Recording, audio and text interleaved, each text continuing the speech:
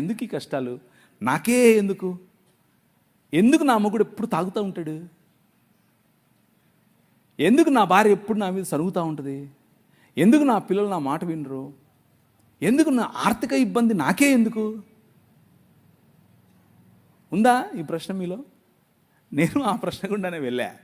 హబక్కూకు గ్రంథంలో హబక్కూకు మఠం వేసుకొని గోపురం ఎక్కుతాడు. గోపురం ఎక్కి కూర్చుంటాడు. నువ్వు నాకు చెప్పాల్సిందే, నేను వదలను. ఎందుకని? ఈ అవినీతి పరులు వచ్చి మాకు తీర్పు తీర్చడం ఏంటి? మేము నీ పిల్లలం కదా అంటూ మఠం వేసుకుని కూర్చుంటాడు. ప్రభు అంటున్నాడు,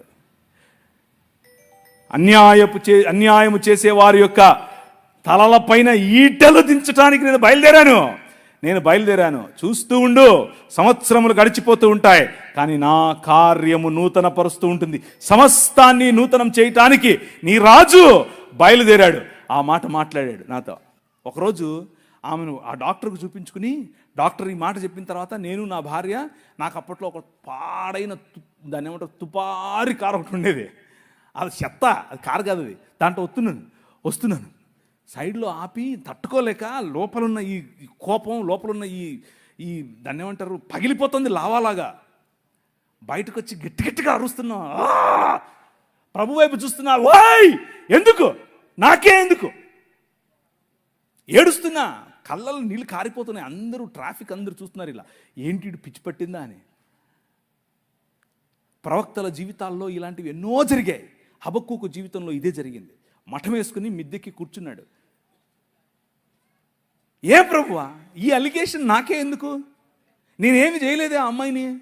ఊరికే నా మీద కేసు పెట్టింది, ఊరికే నా మీద ఇలా అవాకులు చవాకులు. ఎందుకు ఇది? నో, అగ్నిలో పుటము వేసి తీసినట్టు బంగారము వలె నిన్ను బయటకు తీస్తానన్నాడు. ఆయన తీశాడు. హల్లెలూయా, ఆయన తీశాడు. నీ కింగ్, నీ రాజు. నువ్వు చేయాల్సిన పని ఏంటంటే అలుగు, కొట్లాడు, పర్వాలేదు. ఎందుకంటే ఆయన నీ నాయన, మీ నాయన, నీ తండ్రి.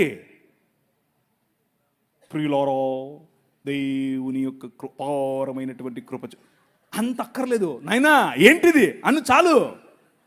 నువ్వు గొప్ప గొప్ప ఫ్లవరీ లాంగ్వేజ్ మాట్లాడక్కర్లేదు.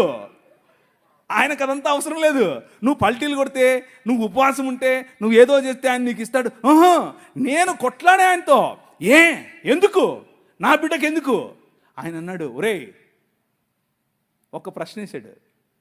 ఒరేయ్, నీ బిడ్డ అనుకుంటున్నావా? నా బిడ్డ కాదా అన్నాడు. కళ్ళు అలా కారిపోయాయి అంతే. నా బిడ్డ కాదా?